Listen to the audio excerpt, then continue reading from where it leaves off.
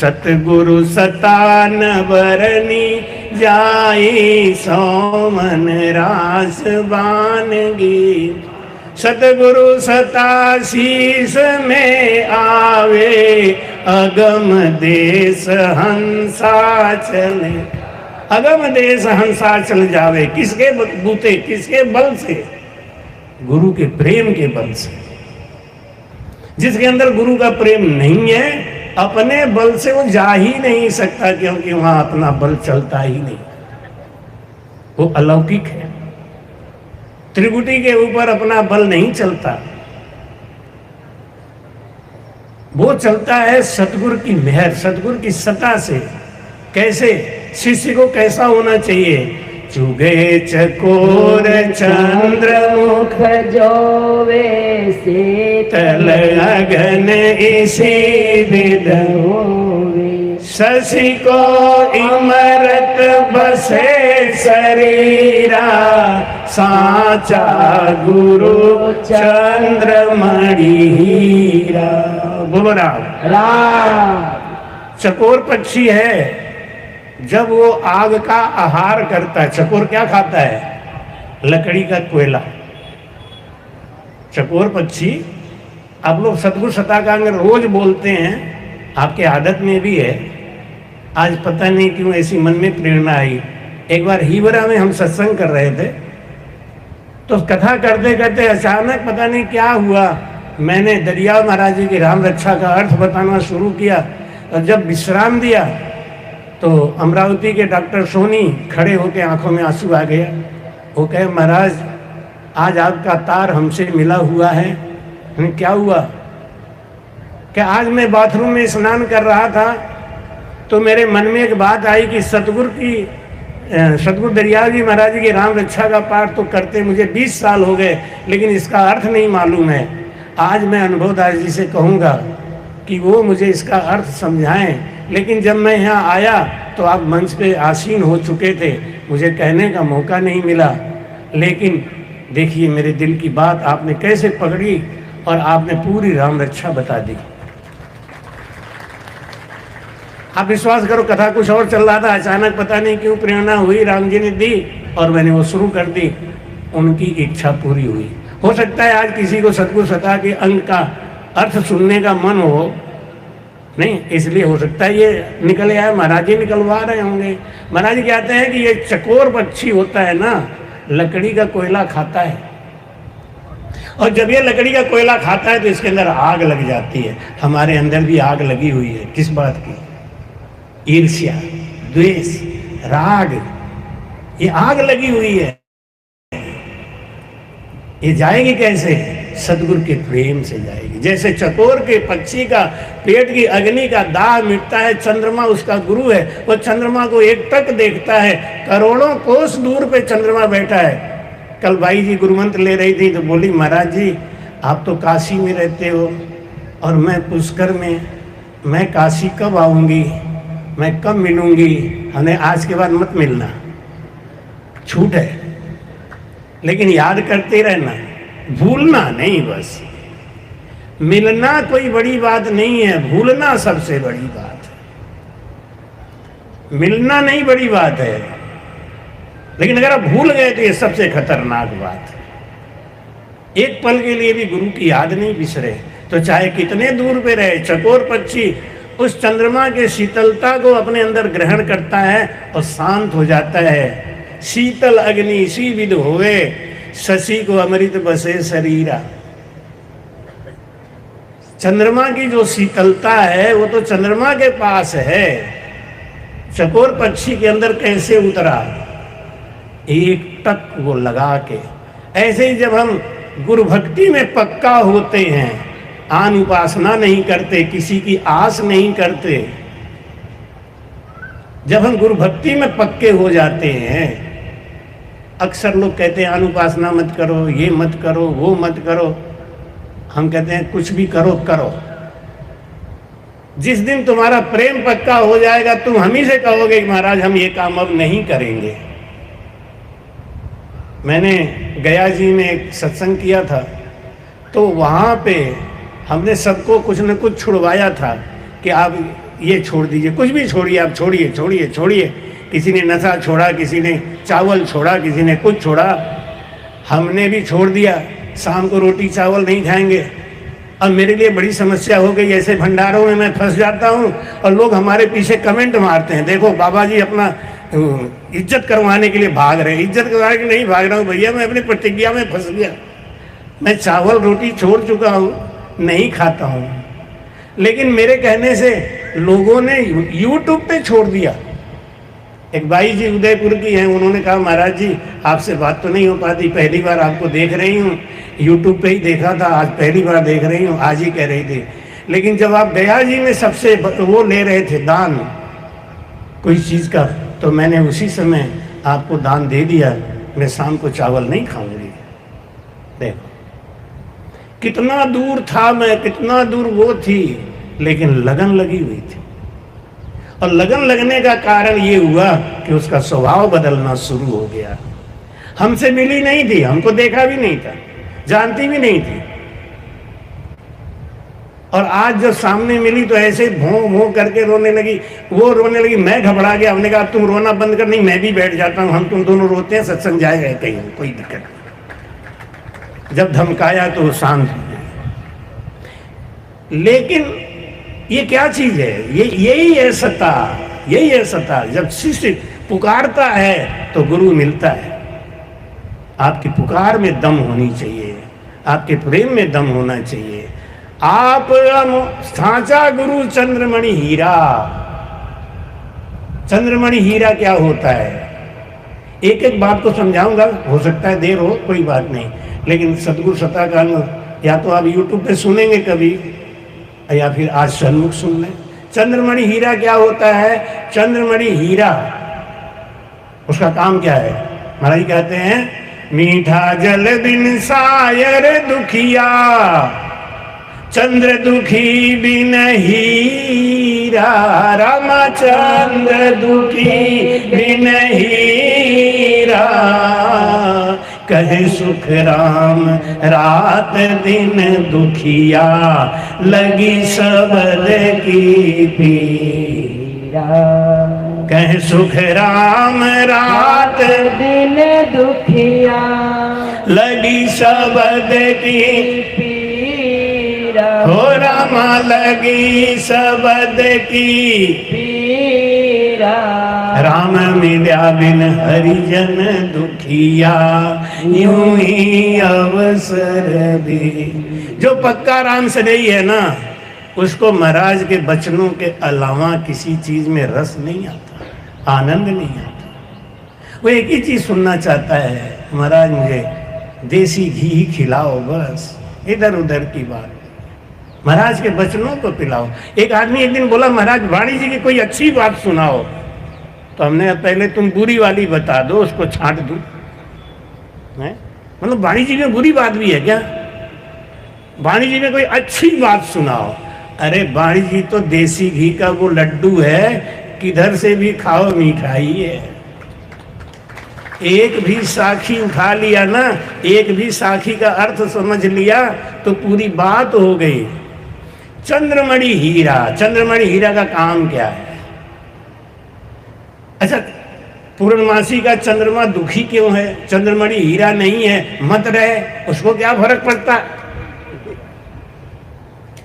चंद्रमणि हीरा अगर नहीं है तो चंद्रमा दुखी क्यों है? चंद्रमा केवल इसलिए दुखी है, जैसे अगर मैं 5 दिन से आपकी सेवा कर रहा हूं और किसी की समझ में नहीं आ रहा है तो मुझे दुख तो होगा ना? नहीं कि ये कितना ज्ञान दे दे के थक गया, किसी के समझ में ही नहीं आया है। गाना बजाना सब समझ में आया, रोना हंसना सब समझ में आया, लेकिन ये शब्द भेद की बात समझ में नहीं आई। ऐसे ही चंद्रमा दुखी इसलिए है कि चंद्रमणि हीरा अगर होता तो पूर्णमासी की किरणों का पूरा फायदा हो जाता। चंद्रमणि हीरा का काम क्या है मालूम है? चंद्रमणि हीरा बीच में रखा हो पूर्णमासी की रात में, और उसके अगल बगल कच्चा हीरा रखा हो, जो ग्रेफाइट से बनता है, कच्चा हीरा। जब चंद्रमा की रोशनी पड़ती है चंद्रमणि हीरा के ऊपर, तो उसके अंदर से जो किरणें निकलती हैं, आइए हमारे पाठ हुआ के राम रतन महाराज जी और उनके साथ में सब, आइए। चंद्रमणि हीरा, चंद्रमणि हीरा का काम क्या है? कच्चे हीरे को पक्का बनाना। कच्चा हीरा क्या होता है? ये नकली हीरा कौन होता है, असली हीरा कौन होता है, हैं? हमारे कहते हैं हीरा पत्थर एक सरीसा, हीरा पत्थर एक सरीसा, हीरा किसको कहिए रे रामा, हीरा किसको कहिए रे, हीरा पढ़ो तो थाने जब ही पिछाड़ो, हीरा पढ़ो तो थाने जब ही पिछाड़ो, घन की छोटा सही रे रामा, घन की छोटा सही रे रामा, रामा कहिए रे, जम की त्रासन सही। हीरा पत्थर एक सरीसा, हीरा किसको कहिए? पक्का हीरा कौन है? पक्का हीरा के ऊपर घन मारो तो घन में घुस जाएगा लेकिन टूटेगा नहीं। कच्चा हीरा कौन है? घन की चोट सहते ही बिखर जाएगा। ऐसे ही जिनको भजन पूरा नहीं हुआ है, अभी अधूरा है, उनका ज्ञान समाज के निंदा से मुरझा जाता है। इस समाज में आंधी बहुत चलती है, बहुत सावधान रहना पड़ेगा। कहते हैं कि जब तक भगत की होए नहीं हांसी और तब लग भक्ति होए नहीं सांची। हाँ, जब आपकी निंदा लोग करने लगे ना, आप समझ लो आप ठीक जा रहे हो। क्यों ठीक जा रहे हो? ये निंदा इसीलिए कर रहे हैं कि उनको ईर्ष्या हो रही है कि ये इतना क्यों आगे जा रहे हैं। और इंडिया में तो बहुत गड़बड़ है, और देशों में तो लोग सहयोग करते हैं कि चलो एक तो निकला, एक तो निकला। नहीं, हमारे इंडिया में ये क्यों निकला? इतना अंतर है इंडिया में और विदेश में। विदेश में क्या है? अरे एक तो निकल गया, अरे वाह, सहायता करो, इनको आगे निकालो। ये निकलेंगे आगे तो 100 जीवों को चिताएंगे, महाराज का ज्ञान आगे बढ़ाएंगे। लेकिन इंडिया में क्या कहते हैं? ये क्यों निकला? इनसे अच्छा तो हम ही कर लेते हैं। ले भैया, जो निकल रहा है उसे तो निकलने दो तुम, लेकिन ये दुनिया में बाधा बहुत है। ये संसार विघन की घाटी, जो निकले वो सूर। इन निंदकों के बीच से ही निकलने वाला सूरवीर है। आपके पड़ोस में, आपके घर में आपकी निंदा होती है तो इसे घबराओ मत, परेशान मत हो। आप पक्के हो, इसीलिए आपकी निंदा हो रही है। महाराज कहते रामदास जी, मेरा निंदक आछो रामदास, चाले बोझ उठाए, संता को निर्मल करे और आप नरक में। आपके निंदा से संत तो निर्मल हो जाएगा, क्योंकि आप निंदा करोगे तो वहां सतर्क हो जाएगा, अपनी कमी निकाल देगा। संत को तो चाहिए ऐसे आदमी जो रोज बताए कि महाराज आपके अंदर ये कमी है, आपके अंदर ये कमी है। वो अपने कमी को निकालते रहेंगे, एक दिन बड़ा महाराज बन जाएंगे अपने आप। नहीं तो बड़ा महाराज किसने बनाया? एक बात और है, ये विरोधी ज्यादा प्रचार करते हैं आपका। जहां जाएंगे वो अनुभवदास है ना, ऐसे तो कौन है अनुभवदास? नहीं, लो प्रचार तो आप ही कर रहे हो ना। अगर आपको किसी को गिराना है ना, उसके बारे में बोलना चुप, बोलो ही मत। कोई पूछे भी कि आप अनुभवदास को जानते? कौन अनुभवदास? कहाँ के? तो लोग सोचेंगे ये बेकार आदमी है, तभी तो यहाँ तक नहीं बात पता है। नहीं, अगर आपने निंदा में भी कह दी हाँ मैं जानता हूँ, वो ऐसे ऐसे बोलते हैं, ऐसे बोलते हैं, ये बात है, उनको मिलना चाहिए। कैसे बोलते हैं वो? तो प्रचार ऐसे नहीं हो जाते। चंद्रमणि हीरा क्या करता है? चंद्रमणि हीरा कच्चा हीरा को पक्का बनाता है, लेकिन अपने से नहीं बना सकता। कैसे बनाएगा? चंद्रमा की रोशनी पड़ेगी तब। सदगुरु भी तारता है तो कैसे तारता है? ये पावर हाउस तो यहाँ बैठे हैं, सदगुरु सुखराम जी महाराज। बोलो सारा दाता सदगुरु सुखराम जी महाराज की जय। वो भी तारता है तो इन्हीं की वजह से। चंद्रमणि हीरा दुखी है चंद्रमा, क्योंकि आज अगर चंद्रमणि हीरा होता तो मेरी रोशनी बेकार नहीं जाती, मेरी चांदनी बेकार नहीं जाती। हमारे इस चांदनी का फायदा उठा के न जाने कितने पक्का हीरा बना देता। ऐसे ही संतों के ऊपर सदगुरु सुखराम जी महाराज की मेहर इसलिए होती है कि महाराज इसलिए खुश होते हैं कि साधु चाले आगे होए चालू, मोहे संतन की आशा मेरे राम, मोहे संतन की आशा। जहाँ जहाँ हरि जन हरि गुण गावे, जहाँ जहाँ हरि जन हरि गुण गावे, वहीं लिया हम बासा नारद मारे, संता सो अंतर नाही, नारद मारे संता सो अंतर नाही। जे मारे संता सो अंतर राखे, जे मारे अंतर छे नर नर का जाई, नारद मारे संता सो अंतर। भगवान भी संतों से इसीलिए खुश रहते हैं कि ये जहां जाएगा जीवों को चेताएगा, ये जहां जाएगा राम राम कराएगा। इसलिए साधु चले आगे हुए चालू, मोह संतन की आशा। जहां जहां हरिजन हरिगुण गावे, वहीं लिया हम वासा। जब साधु कभी गलत रास्ते पे चलने लगता है ना, तो भगवान हाथ आके पकड़ लेते हैं, उनको फंसाते नहीं, उनको बचाते हैं। बचाना और छुड़ाना दोनों में जमीन आसमान का अंतर है। सद्गुरु छुड़ाते हैं, बाकी लोग देवी देवता बचाते हैं। बचाने में और छुड़ाने में कितना अंतर है, इसका आप भेद समझें। देवी देवता बचाते हैं, जैसे आपके ऊपर कोई कष्ट आया, आप गए मंदिर में, वहां जाके कह दिया भगवान हमारे ऊपर ये कष्ट आया, इसको दूर करो, तो भगवान की मेहर हो जाएगी, तो आपका कष्ट दूर हो जाएगा, बचा लेंगे आपको।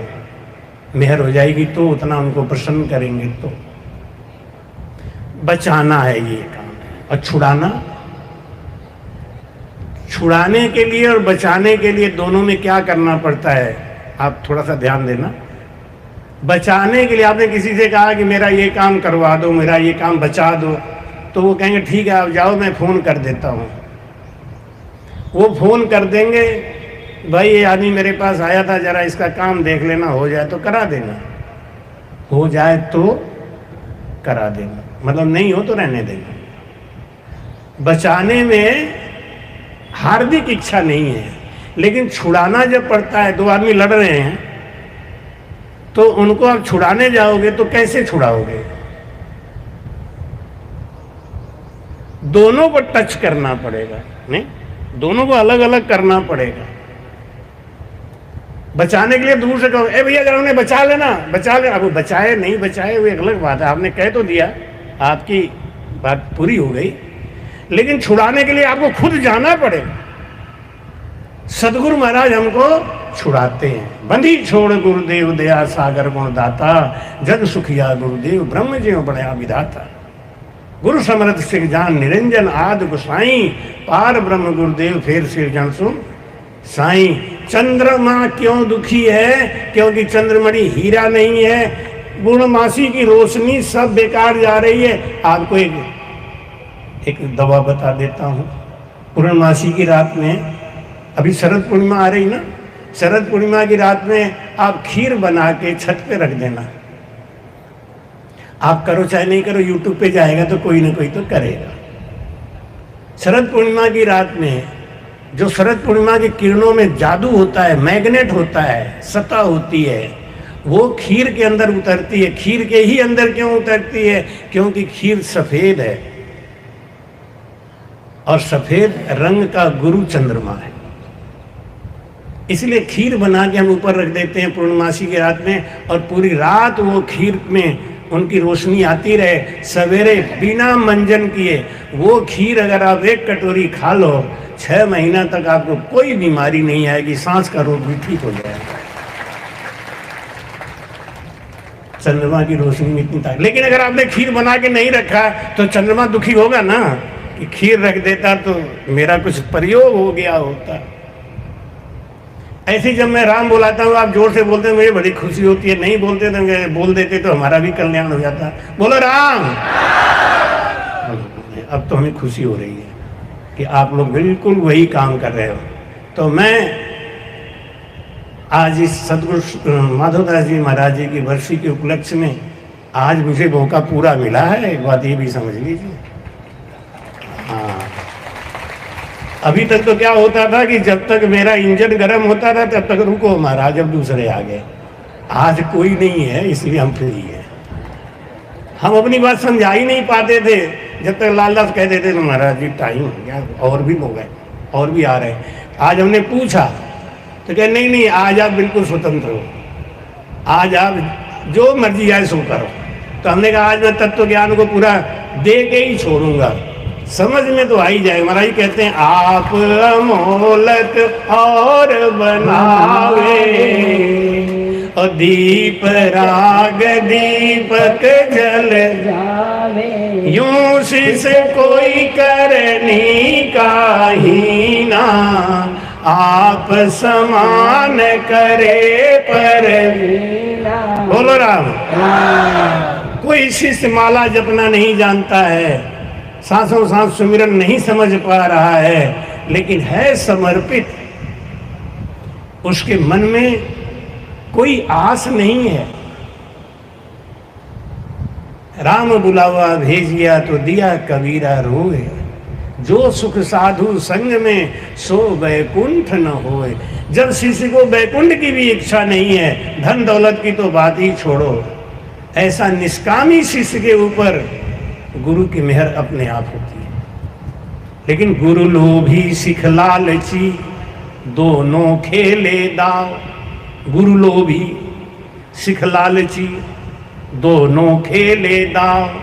भव सागर में डूबते बैठ पत्थर की नाव।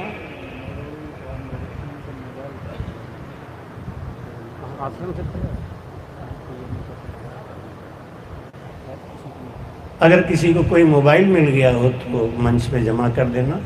आप सबके पास में ये सूचना इसलिए दिया है कि कहीं किसी को मिल जाता है तो लोग सोचते हैं कि पता नहीं किसका है, क्या करें, तो मंच तक पहुंचा दीजिएगा। वो मढ़ौली के कोई साहब है, उनका खोया हुआ है। भाई कहते हैं आप अमोलक और बनावे, दीप राग दीपक जल जावे। शब्दों में इतनी ताकत होती है। एक आदमी बोला महाराज शब्द से कुछ नहीं होता, शब्द से कुछ नहीं होता। क्या होता है शब्द से? अपने गुरुजी से बहस कर गया, शब्द में कोई दम नहीं होता। गुरुजी बोले तू गधा है। गुरुजी बोले तू गधा है। इतना सुनते ही उसको गुस्सा आ गया। क्या कह रहे हो? मैं गधा हूं? मुझे अब गधा बोल रहे? कि नहीं बेटा, मैंने तो शब्द बोला। तू कह रहा है शब्द में कोई ताकत होता ही नहीं। जब शब्द में कोई ताकत नहीं होता तो तुझे गुस्सा कहां से आ गया?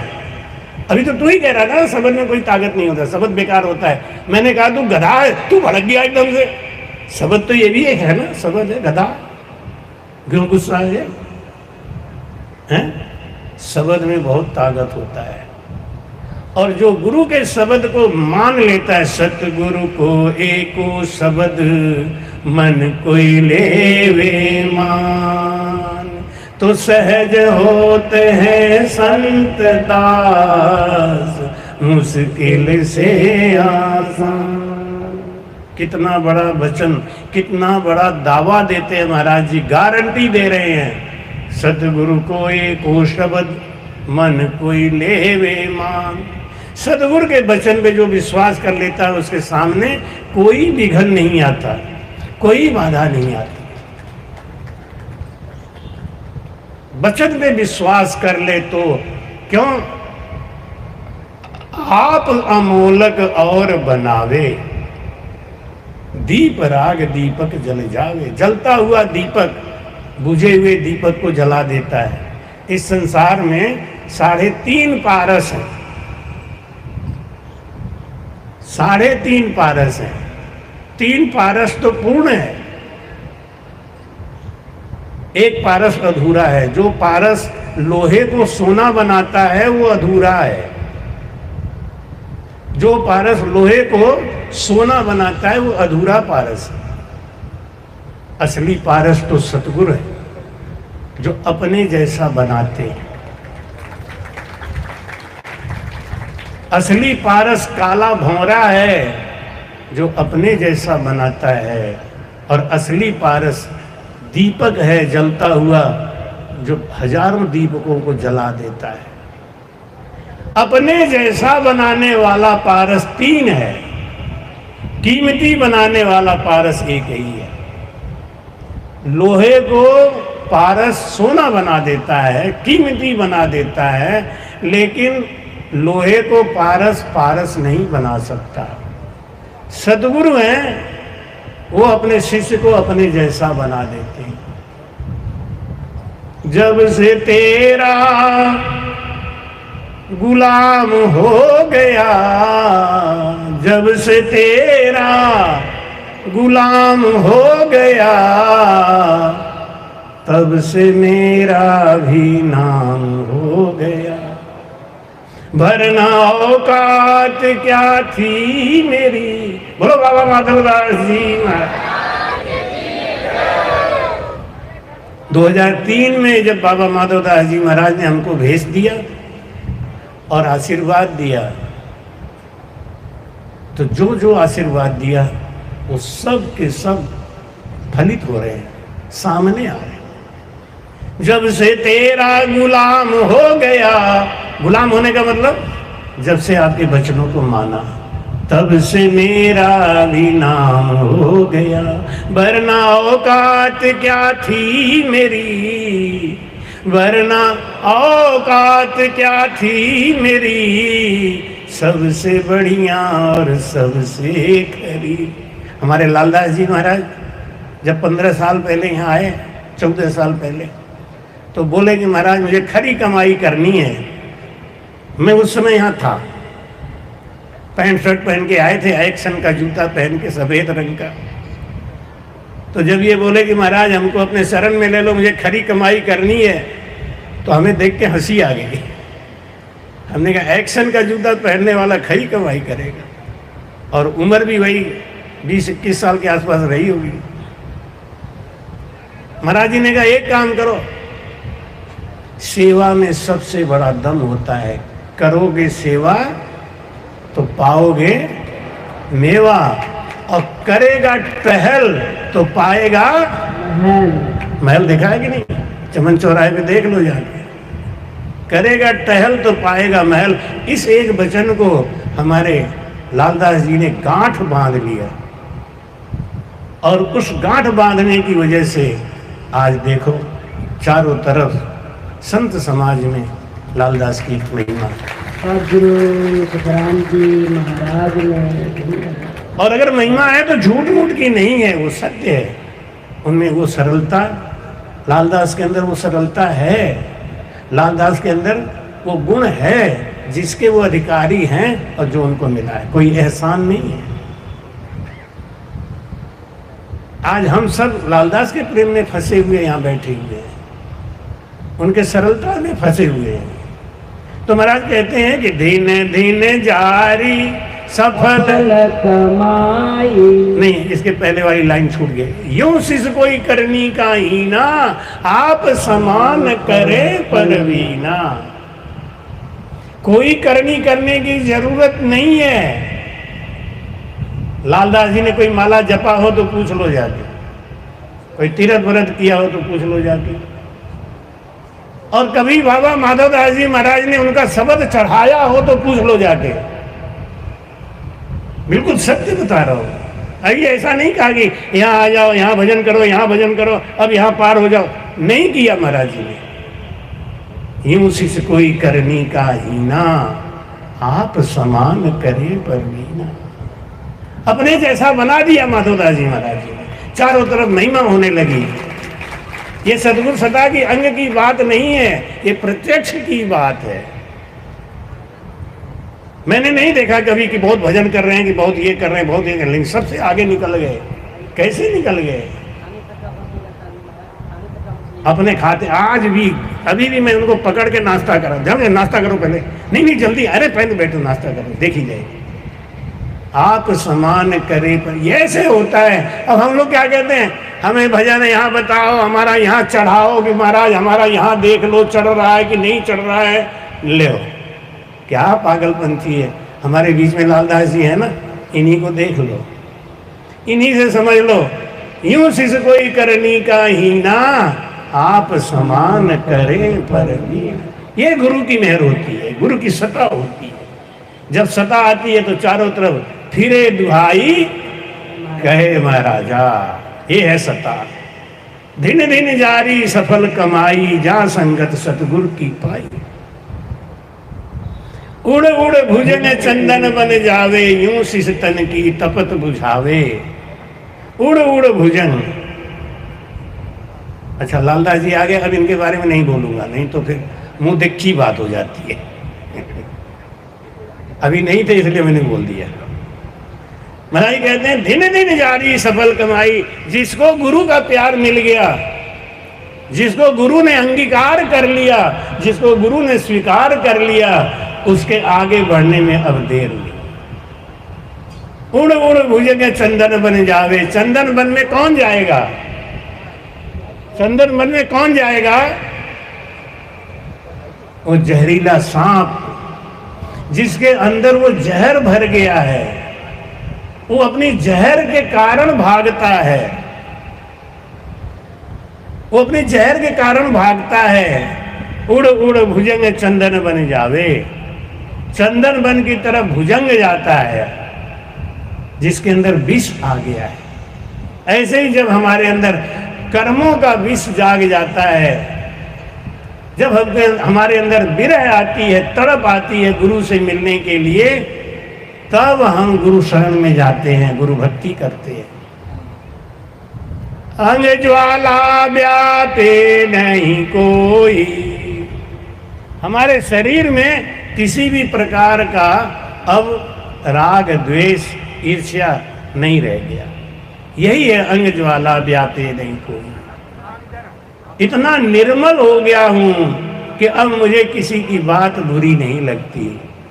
किसको पत्थर मारूं कैसर कौन पर आया है, शीश महल में हर एक चेहरा अपना दिखता है।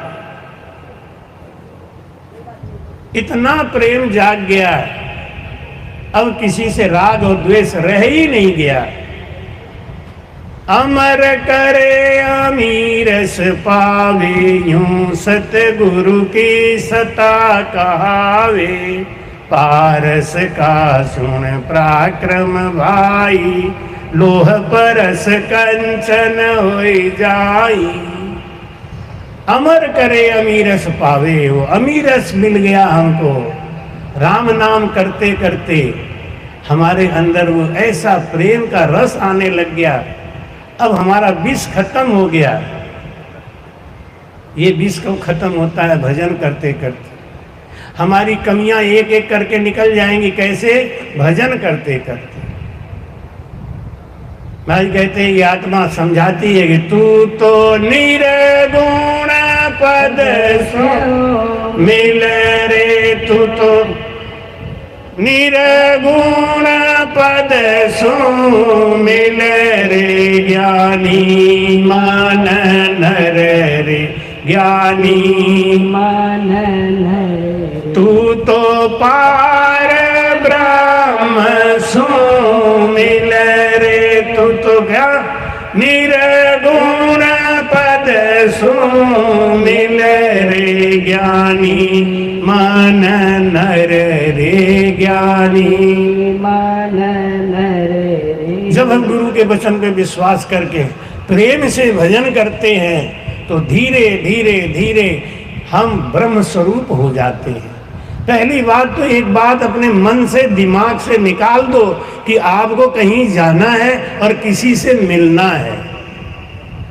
ना जाना है ना मिलना है, आपको ब्रह्म स्वरूप हो और वो विकार हटाना है। हटाना है विकार, और ये विकार नहीं हट रहा है और हम पहुंच जाएंगे 10वें द्वार पार करके। 10वां द्वार क्या पार करना है? इन विकारों के संग 10वां द्वार पार करोगे क्या?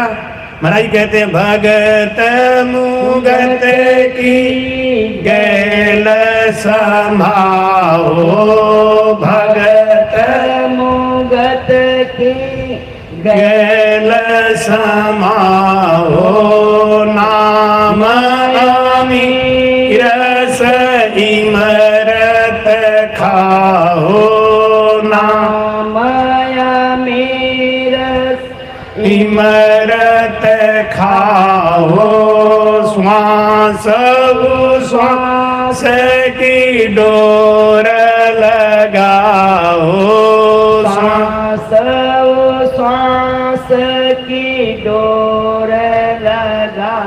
रे मन भजन पूर कर ले, रे भजन पूर कर ले ज्ञानी, मन नर रे ज्ञानी। नर मन रे। आत्मा मन से कह रही है कि तू परमात्मा में प्रीति लगा ले, माया की प्रीति को छोड़ दे। माया की प्रीति चाहे लाख वर्ष तक शरीर रखो, चाहे अरबों खरबों बैंक में रखो, कुछ भी कर लो, ये माया है, ये बिछड़नी है, छूटनी है। इसलिए प्रेम करो तो उस आत्मा से करो। कैसे करो?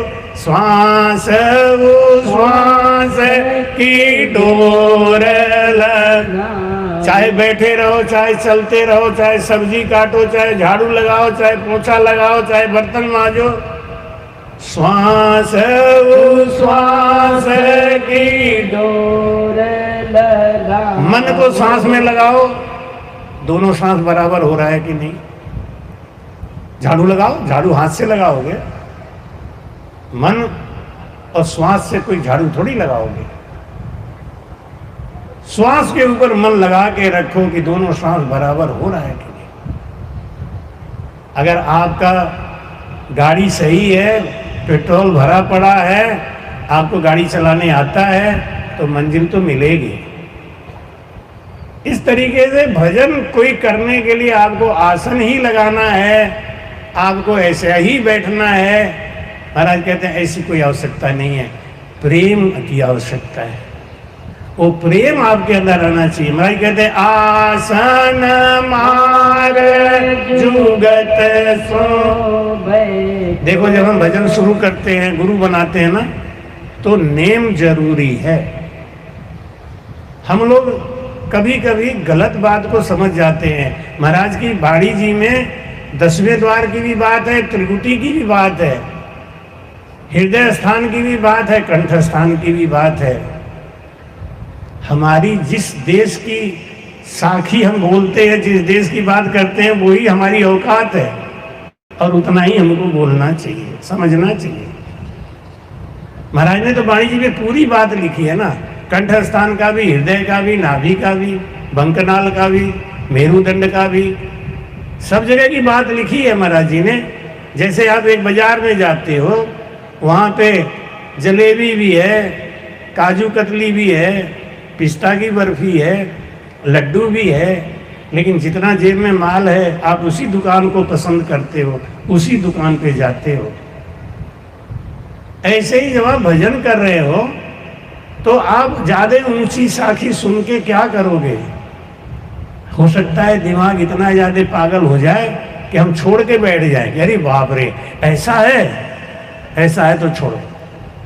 महाराज जी कहते हैं शुरू में आपको आसन लगाना ही पड़ेगा। अब लेकिन जिनका पहुंच चुका है भजन, वो कहते हैं आसन मारने की जरूरत ही नहीं है।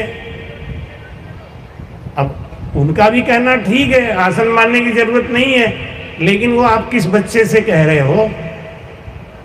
उससे पहले ये तो पूछो कितने साल हो गए भजन लिए हुए, कितने साल हो गया गुरु बनाए हुए। अब उसी को आप कह दोगे आसन मारने की जरूरत नहीं है, राम राम कहने की जरूरत नहीं है, सांसों सांस बोलने की जरूरत नहीं है, तो वो बेचारा भटक गया। पहले उसकी स्थिति देखो।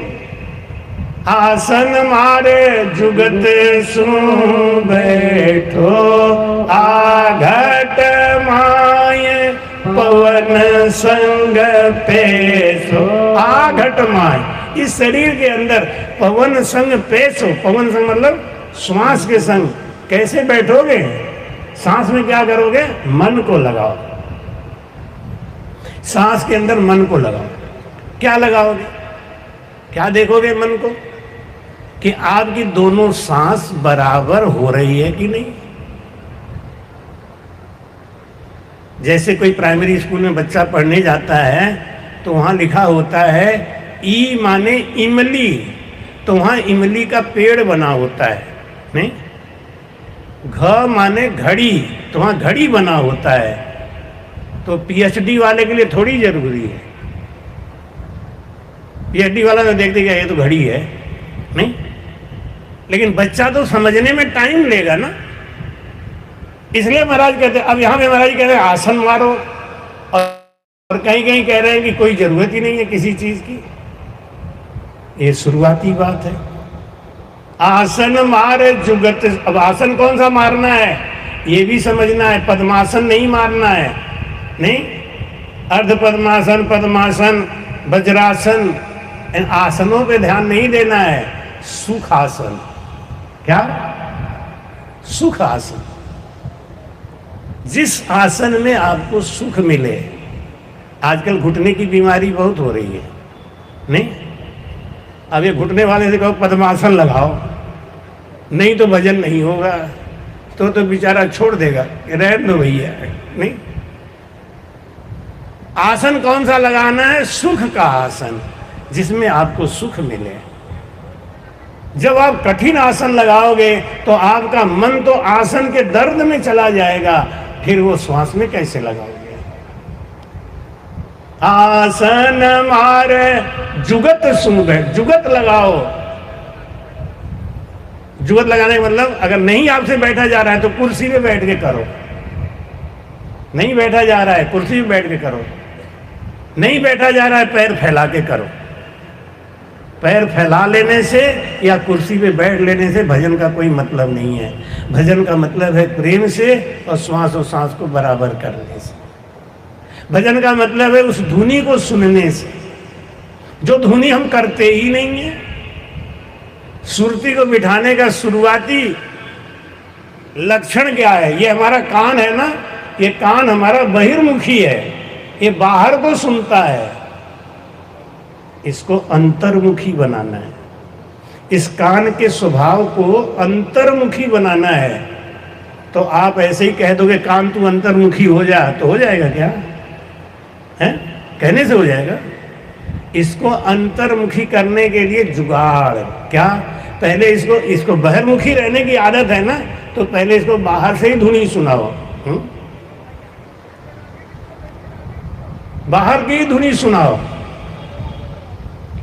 तन मन धन सब अर्पण कीजे, भजन कीजे बाज राम राम, भजन कीजे सतगुरु बेचे मैं बिक जाऊं।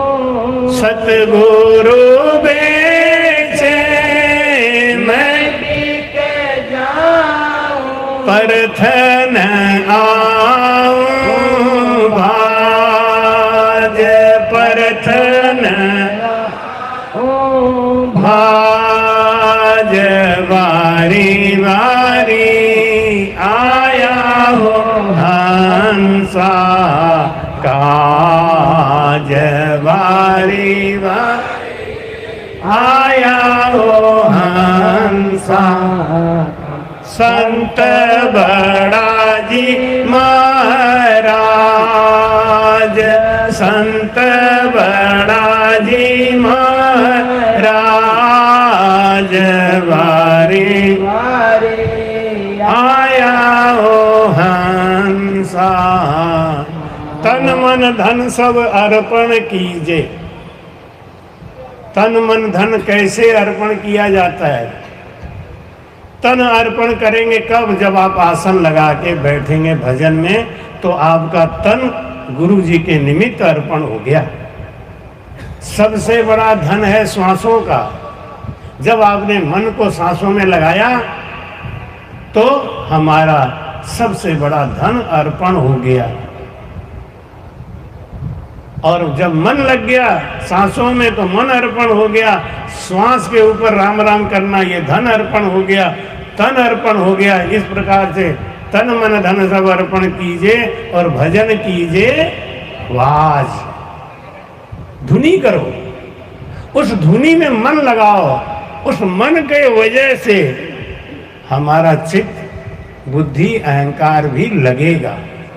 तो महाराज कहते हैं कि तन जब तन खोज शब्द मुख कहे सो, तब मुख से ये राम राम कहना शुरू करो। महाराज कहते हैं रे मन आत्म सोजर छिल, रे मन आत्म सोजर छिल, रे ज्ञानी मन नर रे ज्ञानी मन। तू तो निरगुण पद सो, तू तो पार ब्रह्म सो मिल, रे ज्ञानी मन रे ज्ञानी मन नर रे।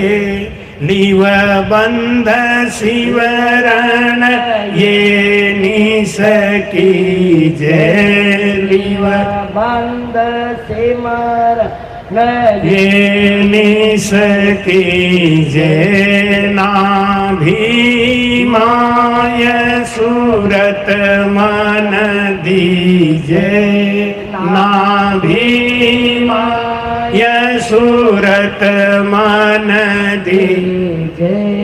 रसना जोर उतावल कीजे, रसना जोर उतावल की।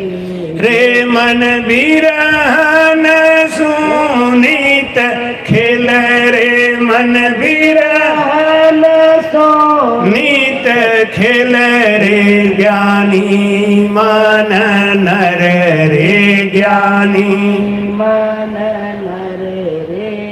जब तन खोज शब्द मुख कैसो। इतनी चीजें जब एक साथ हो जाए, जब सुरती हमारे शब्द में लय हो जाए। कान का स्वभाव क्या है? सुनना। कान का स्वभाव है सुनना, बहिर्मुखी है। ये जब अंतर्मुखी हो जाए, अंतर्मुखी कब होगा? पहले तो इसको आदत है बाहर से सुनने की, तो पहले बाहर से ही सुनाओ। इसको राम राम की धुनी सुनाओ। धीरे धीरे धीरे धीरे ये हमारे अंदर में आ जाएगा। भाई लक्ष्मण दास जी महाराज आए, स्वागत करें। राम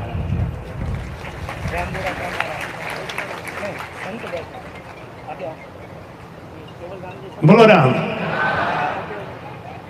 जब तन खोज शब्द मुख कैसो, इतना जब इकट्ठा हो जाएगा तब हमारा लीवबंद भजन होगा। मतलब महाराज कहते जाप मरे अजपा मरे, अनहद हु मरी जाए। सुरत समानी शब्द में, ताकु काल नहीं खाए। बोलो राम। अच्छा, मतलब आपने माइक में राम बोल दिया ना, इसलिए ये लोग ढीले पड़ गए। आज सोच लिया कि माता जी तो हमारे साथ हैं। नहीं, माया साथ में हो तो सब लोग चुप हो जाते हैं। इसलिए माता जी से निवेदन करेंगे कि आप इस बार थोड़ा शांत रहें, और बाकी लोगों को राम की धुनी सुनना है। हमें कैसे बोलते हैं आप, बोलो राम। ठीक ठीक है अभी, लेकिन इतना ऊर्जा इकट्ठा कर लो अगले साल की बरसी तक के लिए, तो मामला जिंदा रहना चाहिए ना। इतना तो प्रेम इकट्ठा हो, बोलो राम। हाँ ये बात अब ठीक आई बात। लीव बंद भजन किसको कहते हैं? जब हमारा मन सांसों में लय हो जाए, यानी अब बाहर बैंड भी बज रहा है, गाना भी चल रहा है, लेकिन हमारा मन नहीं जाता, धीमी गति से चल रहा होता है। जब उसमें धीमी गति से धुनी होती है, जैसे मैं रोज एक धीरे से करके नहीं, जब हम झगड़ बहुत करते हैं भजन का, तो हम झगड़ा करते हैं ब्रह्म से।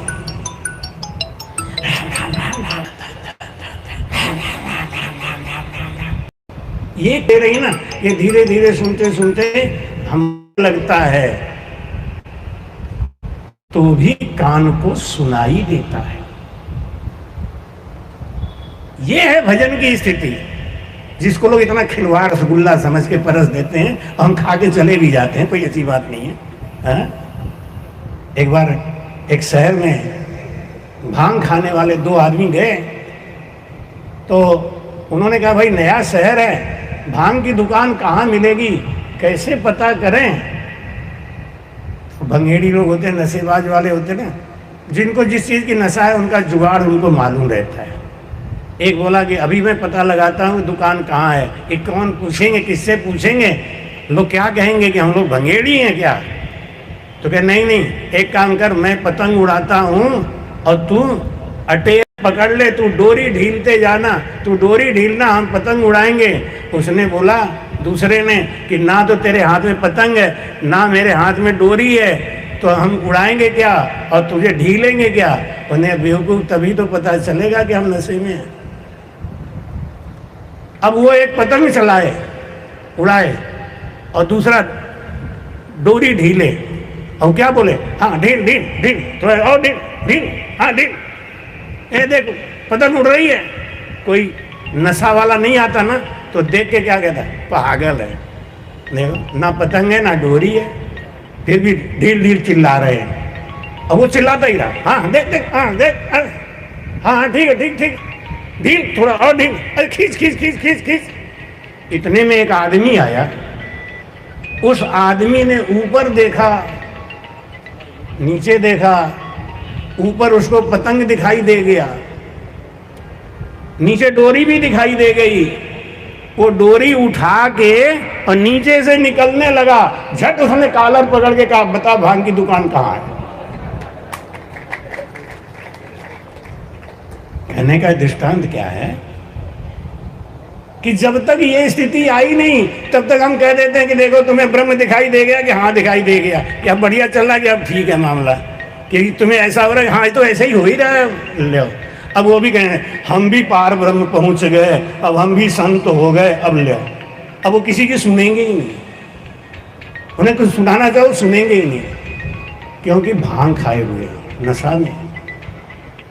महाराज क्या कह रहे हैं, लीव बंध शिवरण ये नीस की। जब आपका भजन प्रत्यक्ष में राम राम नहीं कर रहा है ना, लेकिन फिर भी आपको धुनी सुनाई दे रही है, उसको बोलते हैं अनाहद।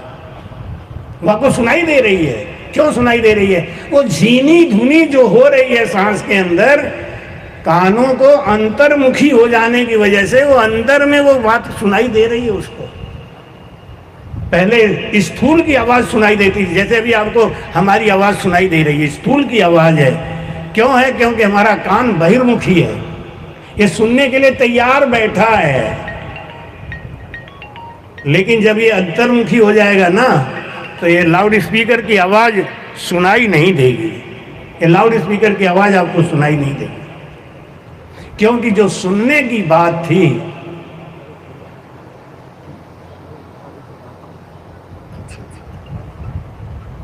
ये जो सुनने की बात थी वो अंतर्मुखी हो गया कान, इसके लिए अब वो बाहर की दुनिया से संबंध खत्म हो गया,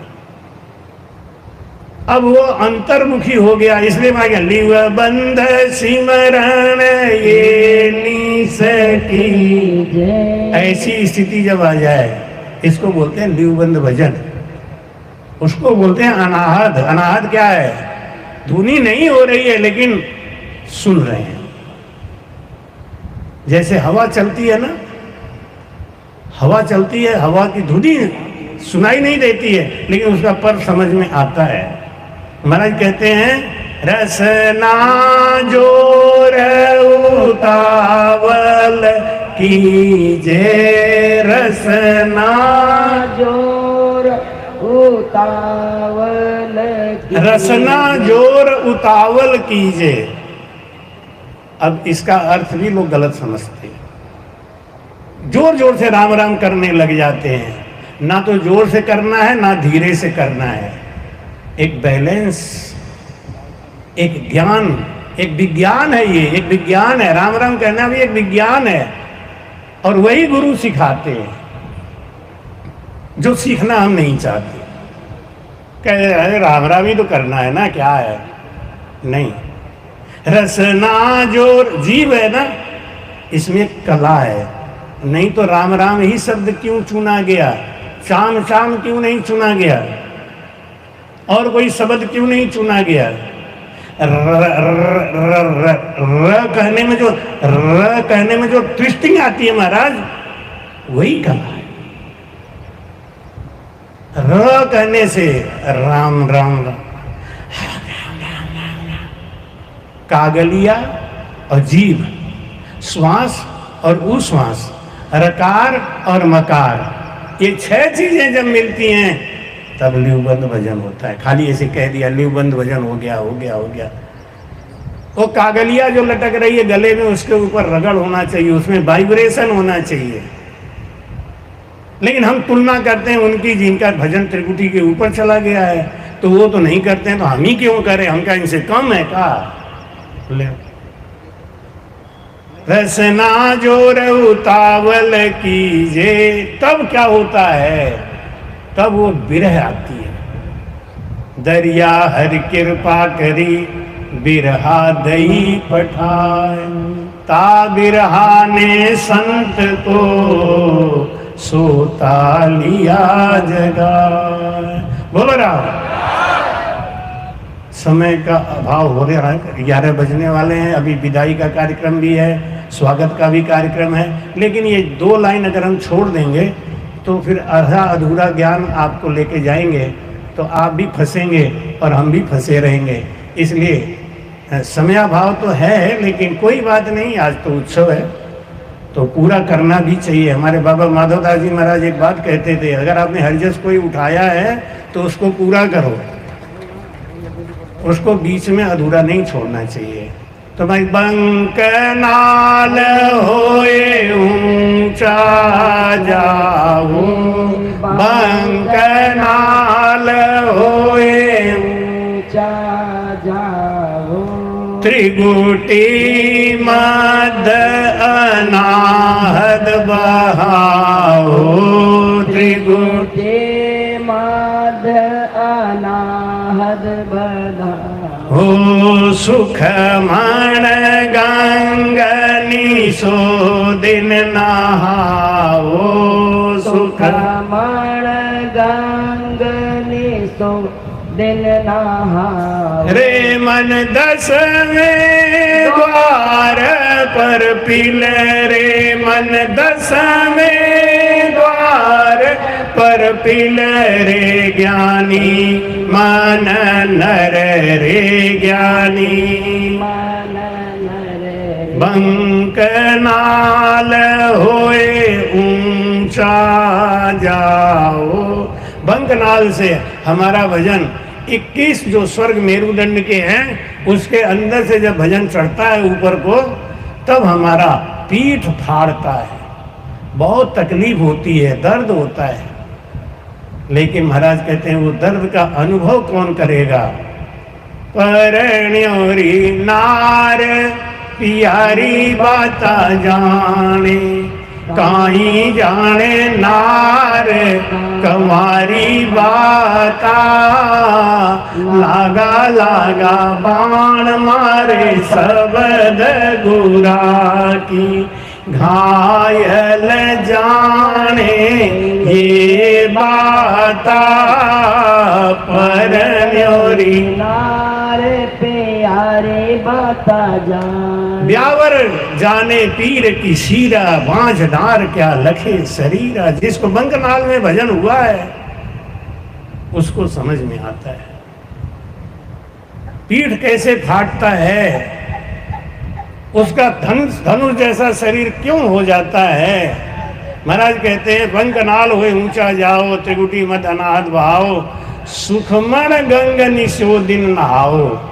सुखमणा जिसकी जाग जाती है उसके दोनों सुर चालू हो जाते हैं, इला और पिंगला दोनों सुर एक साथ चलने लगते हैं, और नाक से ठंडा ठंडा बर्फ जैसा, जैसे पानी उतरता हो इतना शीतल दोनों नाक हो जाता है।